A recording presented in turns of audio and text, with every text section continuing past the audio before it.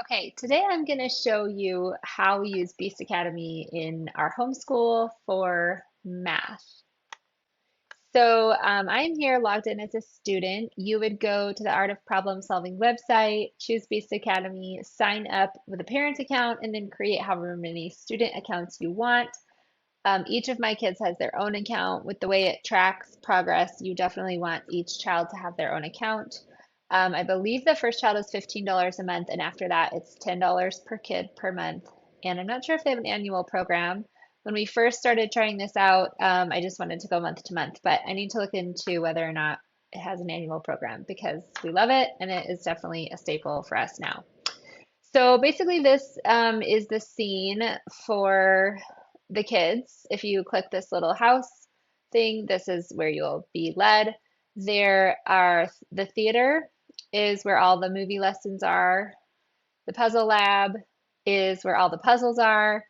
Here is an example of what a puzzle might look like.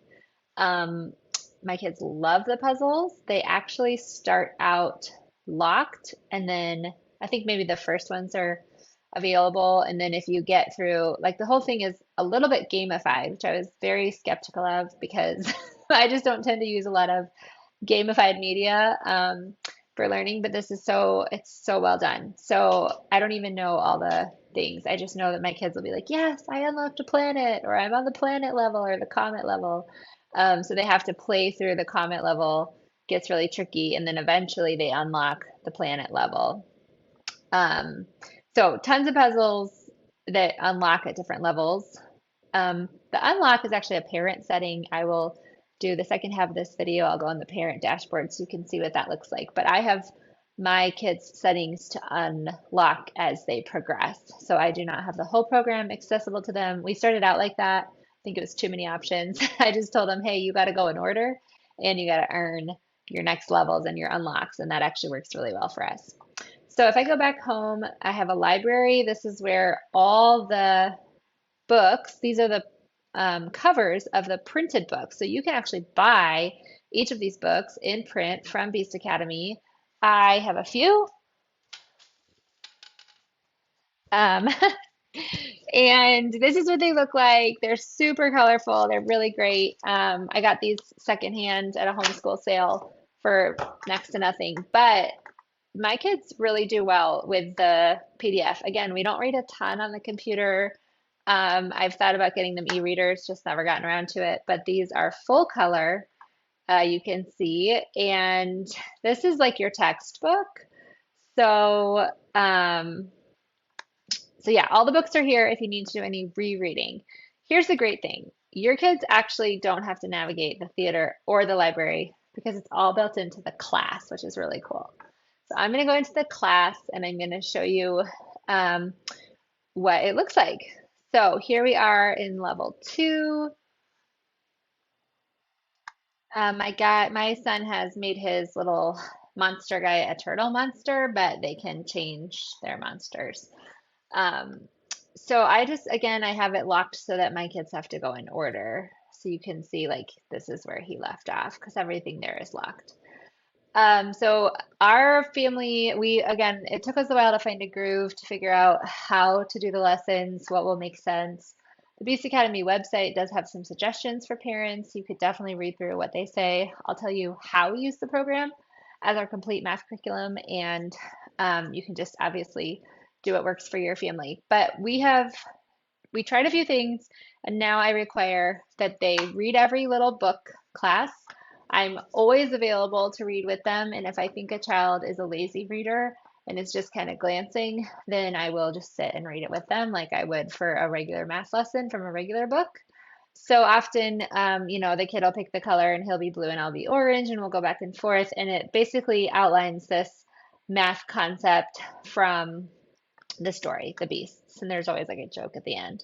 And then during the lesson, there's always a stop, and we keep a mini dry erase board or a scratch notebook or something nearby so that we can just jot down math. They have like a pencil thing built into the program, but we just find it easier to use pencil and paper. So that was one of my things I was nervous about. Would switching to computer mean my kids like don't know how to write out math problems? Nope, they're totally fine. We do all our writing still as we're working out the problems. So we read the whole lesson, then we click done, and then he goes in and tries the lesson here. Um, this will pick up where you left off. So this is what will usually pop up when you first get into a lesson. And I do not require my kids to read this, but sometimes they do, or they click this and have it read to them. Sometimes they find it intuitive. I always require them to watch the video. Sometimes the video repeats, like if there's multiple classrooms and lessons where it's the same concept, they'll get in, they'll click the video and be like, oh, I already watched this one, and it'll be checked off. So they'll watch the video, use your judgment. I do have one kid who's a super quick thinker. It's actually this kid that I'm logged in on. And so sometimes when he's watching the video, he's like, oh, I get it. And then he can just complete it really quickly. I made these mistakes on purpose so you could see what it looks like. And I'm going to do it again. So say he's like, oh my gosh, I totally get this. I'm a genius. I don't need to watch the video. And then he gets it wrong. They give him a review and they say, and he's like, oh yeah, I see what I did wrong. So he like goes in and fixes it and then then it'll turn green. And my kids do not usually sit here and read this screen. Sometimes they do, but that's not something I require. Let's say he gets this one wrong. Okay, we're going to get it completely wrong. It's going to say, nope, try again. I'm going to get it totally wrong. And it's actually going to say, you need to watch the video because you do not understand this. So I love that. You have to play, do this, watch it. And again, if my kid is struggling, I'll say, hey, did you watch the video? And they'll be like, oh, no, I forgot to. Or they'll say, yeah, I did. I really don't get it. And then I'll sit with them. So I do not see this as removing myself from math. I am always available. Sometimes I have to wait. If I'm working with one kid, I'll say, hey, I'm with so-and-so, do something else. And then I'll circle back to you when I have time. Probably my child is going to be frustrated that I messed up their look of this. Anyway, so I do make myself available. I do not use Base Academy to remove myself from the math teaching process. But what it really does is it allows the kids to not be waiting on me. So I have 4 school-age children. One of them is still learning to read. He's in kindergarten. Now my older kids are not waiting on me to be available for their math lesson with like phone calls, things that come up, reading practice, music practice, right? I'm kind of bouncing between kids all morning and they can be moving forward and I'm not the holdup. When they're the holdup and they're struggling with something, I'm there, I'm able, we sketch it out. Maybe I get out my base 10 blocks, my whiteboard, my math manipulatives. I'm still like engaged in teaching them. Sometimes I watch the video with them and then if they're still struggling, I'll like re-explain it or frame it a different way. Or we'll go back and read the comics together, do example problems. So I would say that was one thing, a mistake I made when we first started was I thought, oh, I'm doing Base Academy. Now I don't have to teach math. Actually, you do have to teach math still, I think, at the elementary level. But this, the video instruction is amazing. The books have great examples and illustrations. You can always replay every room over and over with multiple numbers from our practice. And then their website has some great parent helps too. So once you get into it, I feel like it flows really well. And it's a very non-overwhelming way to teach math. And with my oldest child, there's things that I'm always learning that I didn't even know. Okay, sometimes a room, if you get 3 stars, it unlocks a trophy. And it like dings and the trophy pops up. And then you can play the trophy. He already played it, so he's just viewing his trophy that he earned. It's always one hard, complicated, high-level thinking problem that's related to the concept. And they can take as long as they need. They can go back to it later, but they seem to really like getting the trophies. Different things earn them these points up here. And I think the points are what unlock the puzzle lab, but I'm not actually sure. They always get excited to get the points, and then it like announces when they've unlocked a different level of the puzzle lab, which they really like. So if we move forward, we'll see that this is where he is. He has the option to go in here and work through this. This is what a new lesson looks like, has an example. Sometimes I will read this, sometimes the child will read it, sometimes they'll click this, sometimes they'll skip it and then get confused and then open it back up again. Again, here we would watch the video before completing it. Here is the book section that you've already read, but if you need extra help remembering how to do this, this will take you straight to the exact book section that is coordinated with this problem. So I do really like that. Okay, oops, let's go back to here. You can see I was in halfway between one. And then there's an enrichment lesson upstairs. The upstairs in every chapter is the enrichment lesson. I always require my kids to do that. This is another thing. We did not start out requiring the kids to do it. And I just realized the more I researched and learned from the Beast Academy Facebook group, the more I was like, the enrichment lessons are super important. They're like really critical thinking, logic, taking whatever concepts they're learning to the next level of depth. And so we do the enrichment lessons, but as you can see, he got stuck. And so again, we're going to have to rewatch the video, or I'm going to have to reteach it. So that's where he stopped. He must have felt stuck on that. Okay, oops, I did want to show you. So you go back downstairs, and then there are tests at the very end of the chapter. So I'll show you a little bit more about navigating. In every Beast Academy level, there are 5 levels. They are roughly meant to correspond with first, second, third, fourth, fifth, although it seems to me like most people think they're a grade ahead, so second, third, fourth, fifth, sixth, and I really don't worry about grade levels at all. You can research how people decide where to start their kids. They have placement tests on the Beast Academy website that you can print out and do with your child. And then a lot of people from reading the Facebook group, the Beast Academy Facebook group discussion, I see that a lot of people just make their kids start in level 1 and zip through. And as long as they're getting 3 stars on everything, they don't have to watch the videos or read the lessons. But it's building this foundation and practice of like the way that they teach math and the critical thinking and the logic. And then as they start getting stuck, they're like, okay, now we found your level. You know, maybe it's halfway through level 2 for an older child. Then you're like, okay, from now on, you're going to watch every video, read the book lessons. This is like where you're at. I have my kids' settings set so that they can play previous levels anytime they want for fun. And then the current level they're on, they have to play in order. So I have 2 kids in level 2, 1 kid in level 3. There are 12 chapters in each level. So if you do math year round, you would just kind of roughly aim for 1 chapter per month. Obviously, you could be as rigid or as flexible as you want with that. We kind of just do math 4 times a week. Some people set timers. Some people let their kids decide how much to do. We do at least 2 little rooms, unless they spend a long time on a trophy problem or are totally stuck or totally frustrated.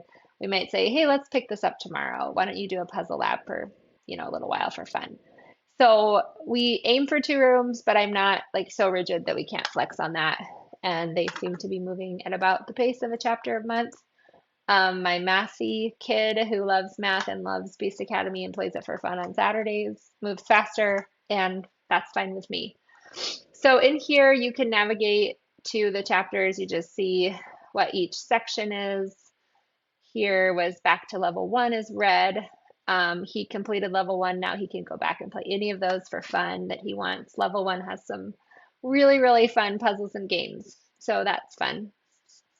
And then this is where he's at, level 2. You can see I used to have all the levels unlocked. So he played like random things for fun. But now we locked it down. So he can only do the next lesson. I think that explains everything. I'm going to pause my video, pull up the parent dashboard, and feel free to comment or reach out to me with any questions you have or anything in behind the scenes that you want to see. Okay, I'm here on my parent dashboard and I'm logged in. You can see up here. And then you could always switch over to play as the kids. But here I've got all my kiddos right here. They get a login. They choose a login name and then you make them a password. I made it, saved them, on our computer so the kids could get in easily on their own. We're going to look through one child. This child is currently in level 3. So I'm going to click here. I have not dug into what the extra points mean. So I don't know. I think it has to do with those puzzles, like I said. I'm really always looking down here at the numbers. So they can either get star, 2 stars, or 3 stars. You should definitely read on the Beast Academy website what they say about the stars. They say 1 star shows proficient understanding, they get it. 2 stars, a little bit deeper, they understand even maybe kind of the next level or the next depth of concept for something.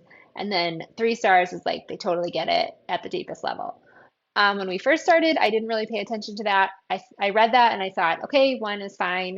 As we've gotten further into the program, I feel like my kids are stuck more than I want them to be. And so we've actually gone to requiring, I asked for some advice in the Facebook group, and people said they require 2 stars or 3 stars on every lesson and test. They require their kids to do those upstairs enrichment rooms. And the kids always want to play the puzzle lab. And then they require kids to try the trophy problem. And if they're really stuck, they'll sit with their kids and help them. So that is the setup that we have moved to, requiring 2 or 3 stars, replaying 1 star things maybe the next day, even if they're kind of frustrated and stuck mentally. Um, and I have noticed a shift in understanding for sure. So that take it for what it's worth. That's how it works for us. This child is currently moving forward, but also every day doing 1 extra lesson backwards where she had a 1. So she's still working her way through chapter 11, but she's also going backwards and getting to her 1s and redoing them. And in a lot of ways, she's finding that she can redo them successfully, and that's really encouraging to her. She's very motivated by that. I am requiring her to do this, to go back, and in order for all of level 3 to be complete, they all have to be 2 or 3s.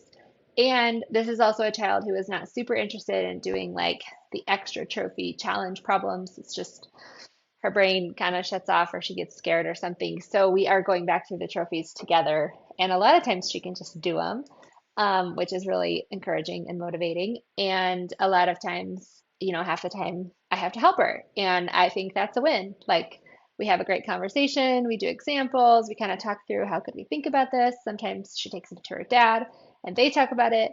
And so, I think even just the discussion of the higher level problems is really good for kids. So here I can see how many stars they got. I can even click in and say like, oh, a 1 on this division test. Why was this a struggle? Oh, well, I feel better about this. The last few problems are hard. They have to be unlocked. They're at a higher level. So when I see this, I can click into number 14 and see why it was tricky, what her answer was, what the solution is, and then maybe we would rework this test. Maybe I would sit down with her and teach it. Maybe I would teach it, and then another day I would set up a problem on paper for her that looks like this. We've decided to just go back through all the ones, including the tests, and whatever this was that she missed is for sure practiced in here. And so maybe when she retakes the test, she'll just get it the second time. You can also see their activity for the week. So we are just getting back into school after the holidays, but you can see in general, we aim for 4 days a week. My kids spend anywhere from 15 minutes to 76 minutes apparently on math. Kind of the bare minimum most days is, hey, you got to get through those 2 little rooms, whether it's a book and a lesson, or a book or 2 lessons, or a lesson and a trophy. Occasionally we're in a rush and I'm like, just do 1.